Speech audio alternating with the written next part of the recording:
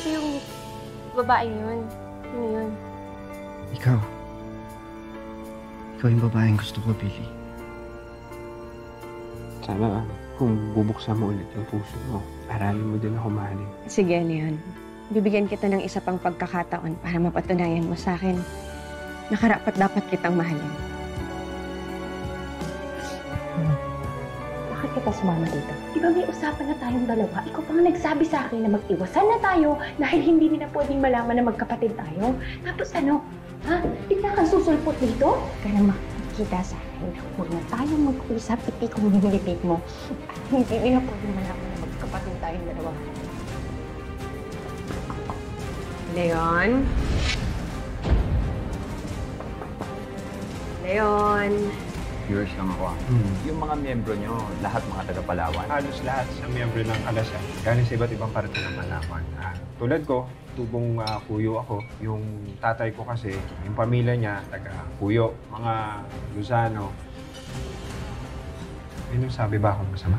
Si Shaira kasi Luzano rin. Tama yung naalala ko. Umira din sila sa Palawan po. Tama, di ba? Hindi kayo magkamag-anak kayo.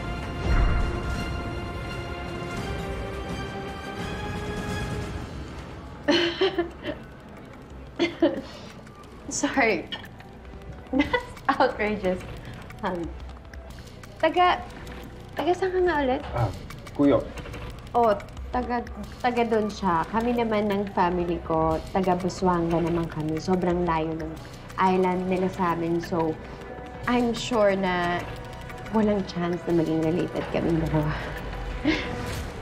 Pero, di ba parang di lang siya basta coincidence sa pares kayong Luzano, sa mga magulang nyo, pares sa Palawan. Han, ano ka ba? Nagkalat yung Luzano doon sa Palawan. Tama naman yung sabi ni Shaira. Malaking pamilya ang Luzano. Baka iisa lang yung ninuno namin. So, yun nga, nagkalat kami, ang mga Luzano. Well, sa bagay, marami rin kasi akong kilalaman sa ala pero hindi naman related sa atin. Maybe it's just coincidence na parehas Luzano si Leon at si Shaira.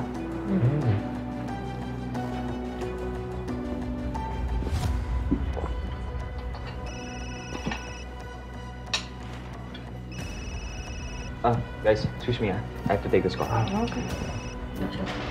Oops, sorry. Hello.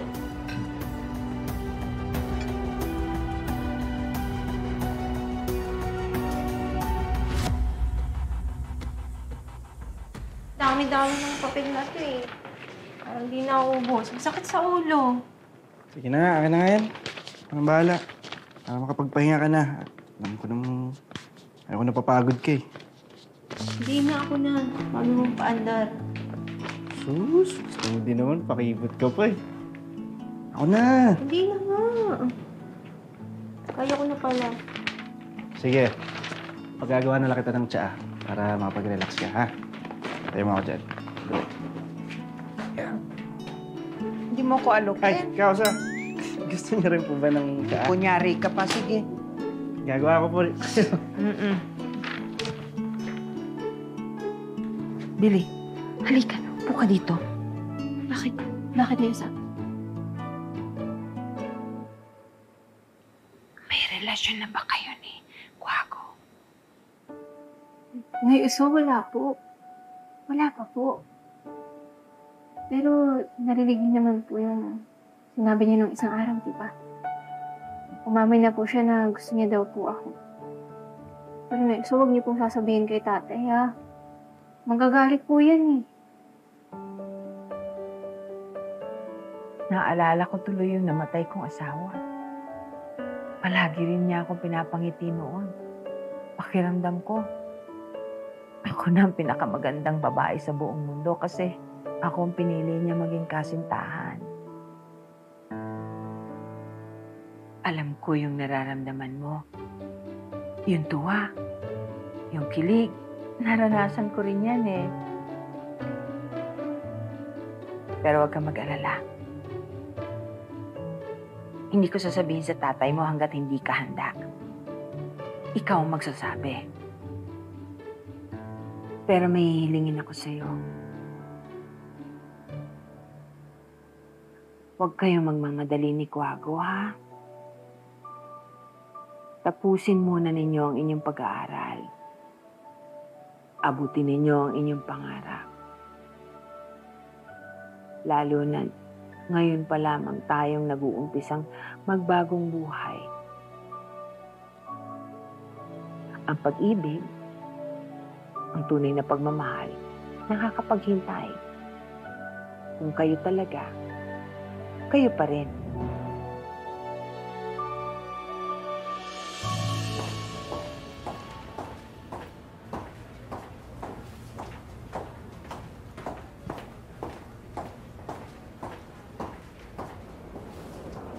Christy, isn't it nice how things finally work out the way it should?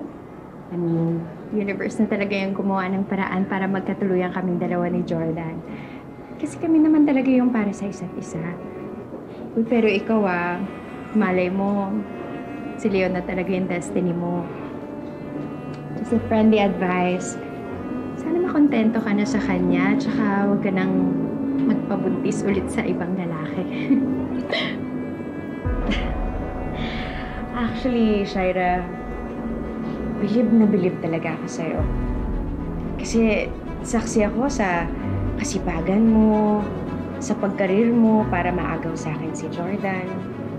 At least ngayon, nagbunga na yung mga efforts mo, diba? Pero friendly advice lang din. Sana magtinuna yung ugali mo. Bawas-bawasan mo na yung pagiging plastic at maldita mo. Para naman magtagal ang pagsasama niyo ni Jordan. Kasi kung hindi, kung pagpapatuloy mo yan, pagmamaldita mo yan, ganyan, ay malamang hihiwalayan ka rin ni Jordan sa huli.